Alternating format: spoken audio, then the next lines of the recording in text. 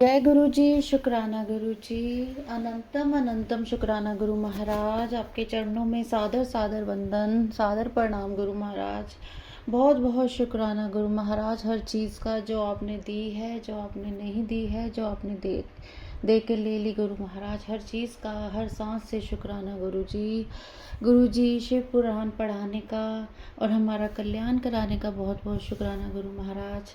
आज का अध्याय पढ़ने से पहले गुरु महाराज, मैं आपसे आशीर्वाद और आपसे परमिशन लेते हुए, आपसे अनुमति लेते हुए गुरु महाराज मैं आज का अध्याय शुरू करूंगी।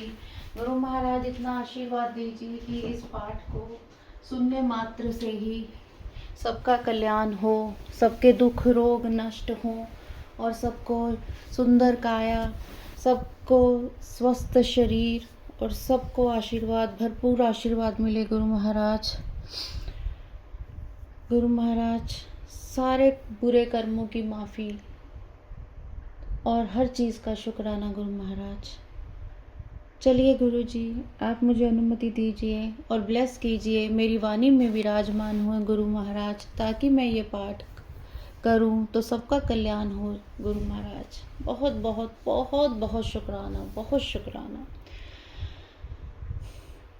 चलिए संगत जी, आज का पाठ शुरू करते हैं। गुरु महाराज, अगर पाठ करते हुए मुझसे कुछ भूल हो जाती है तो मुझे माफ़ी दे दीजिएगा। मैं आपसे बहुत बहुत माफ़ी मांगती हूँ।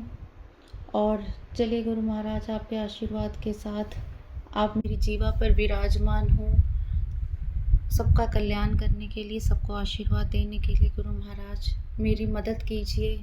मैं शिव पुराण को बिना किसी रुकावट के सारी संगत, प्यारी संगत के लिए पढ़ सकूं। जय गुरु जी।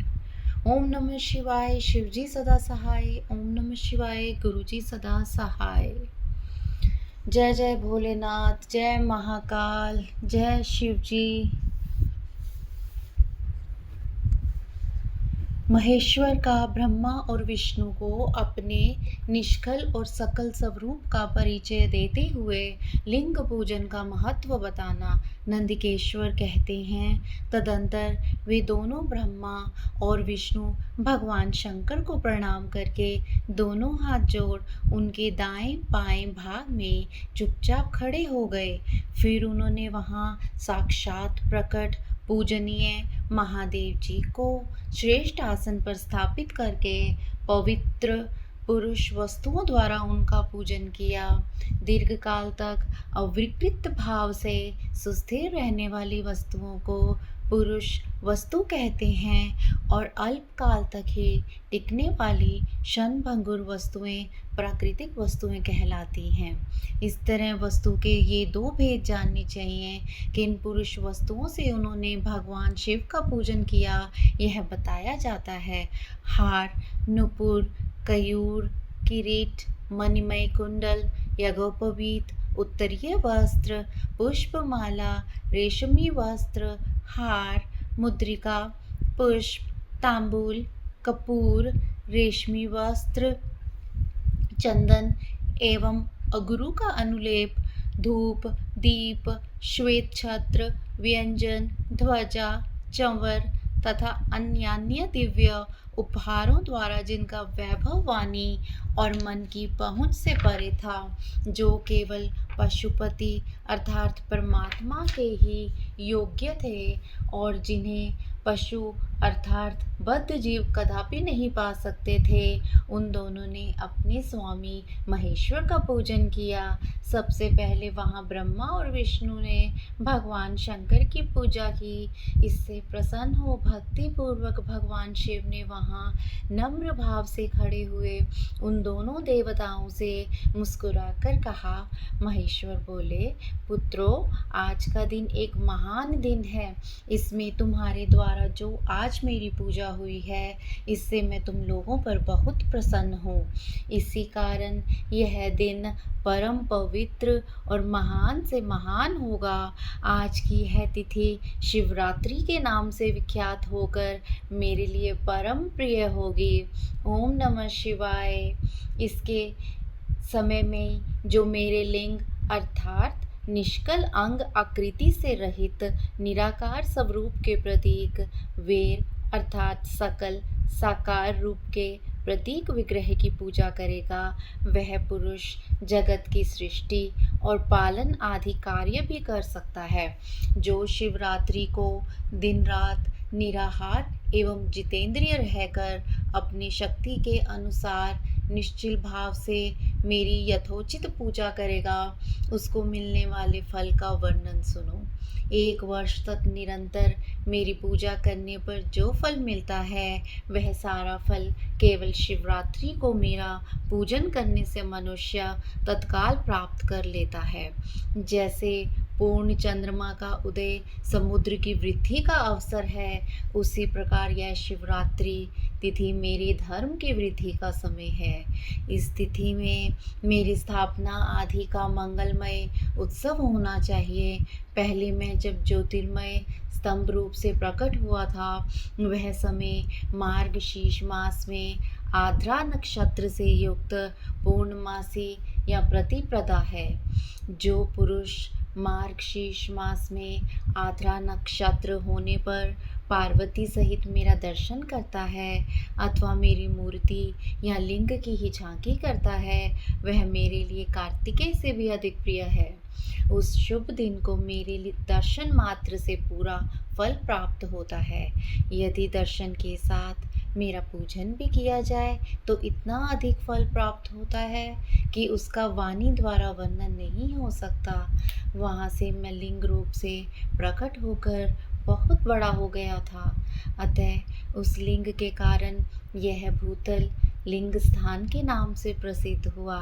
जगत के लोग इसका दर्शन और पूजन कर सके, इसके लिए यह अनादि और अनंत ज्योति है स्तंभ अथवा ज्योतिर्मय लिंग अत्यंत छोटा हो जाएगा। यह लिंग सब प्रकार के भोग सुलभ कराने वाला तथा भोग और मोक्ष का एकमात्र साधन है। इसका दर्शन स्पर्श और ध्यान किया जाए तो यह प्राणियों को जन्म और मृत्यु के कष्ट से छुड़ाने वाला है। अग्नि के पहाड़ जैसा जो यह शिवलिंग यहाँ प्रकट हुआ है, इसके कारण यह स्थान अरुणाचल नाम से प्रसिद्ध होगा। यहाँ अनेक प्रकार के बड़े बड़े तीर्थ प्रकट होंगे। इस स्थान में निवास करने या मरने से जीवों का मोक्ष तक हो जाएगा।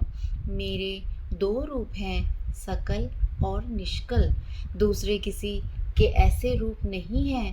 पहले मैं स्तंभ रूप से प्रकट हुआ, फिर अपने साक्षात रूप से ब्रह्मा भाव मेरा निष्कल रूप है और महेश्वर भाव सकल रूप। ये दोनों मेरे ही सिद्ध रूप हैं।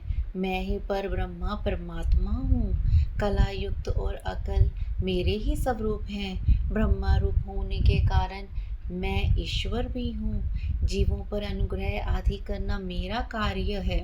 ब्रह्मा और केशव मैं सबसे बृहत और जगत की वृद्धि करने वाला होने के कारण ब्रह्म कहलाता हूँ। सर्वत्र समरूप से स्थित और व्यापक होने से मैं ही सबका आत्मा हूँ। सर्ग से लेकर अनुग्रह तक अर्थात आत्मा या ईश्वर से भिन्न जो जगत संबंधी 5 कृत्य हैं, वे सदा मेरे ही हैं। मेरे अतिरिक्त दूसरे किसी के नहीं हैं, क्योंकि मैं ही सबका ईश्वर हूँ। पहले मेरी ब्रह्म रूपता का बोध कराने के लिए निष्कल लिंग प्रकट हुआ था, फिर अज्ञात ईश्वरत्व का साक्षात्कार कराने के निमित्त मैं साक्षात जगदीश्वर ही सकल रूप में तत्काल प्रकट हो गया। अतः मुझ में जो ईशत्व है उसे ही मेरा सकल रूप जानना चाहिए, तथा जो यह मेरा निष्कल स्तंभ है वह मेरे ब्रह्म स्वरूप का बोध कराने वाला है। यह मेरा ही लिंग अर्थात चिन्ह है। तुम दोनों प्रतिदिन यहाँ रहकर इसका पूजन करो। यह मेरा ही स्वरूप है और मेरे सामीप्य की प्राप्ति कराने वाला है। लिंग और लिंगी में नित्य अभेद होने के कारण मेरे इस लिंग का महान पुरुषों को भी पूजन करना चाहिए। मेरे एक लिंग की स्थापना करने का यह फल बताया गया है कि उपासक को मेरी समानता की प्राप्ति हो जाती है। यदि एक के बाद दूसरे शिव लिंग की भी स्थापना कर दी गई तब तो उपासक को फल रूप से मेरे साथ एकत्व अर्थात सायुज्य मोक्ष रूप फल प्राप्त होता है। प्रधानतः शिवलिंग की ही स्थापना करनी चाहिए। मूर्ति की स्थापना उसकी अपेक्षा गौण कर्म है।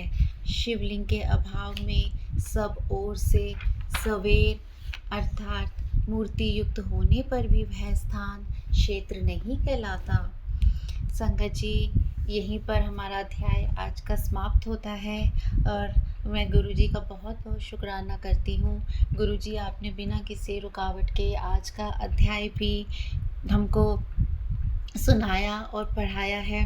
गुरु महाराज बहुत बहुत शुक्राना। सबका कल्याण करें गुरु महाराज, सबका कल्याण करें। और मैं आज आपसे यहीं पे ही गुरु महाराज आपसे आज्ञा लेती हूँ और कल फिर मैं अगले अध्याय के साथ फिर दोबारा आऊँगी गुरु महाराज आपके चरणों में। ओम नमः शिवाय। शिव जी सदा सहाय। ओम नमः शिवाय। गुरु जी सदा सहाय। जय गुरु महाराज, जय गुरु जी, शुक्राना।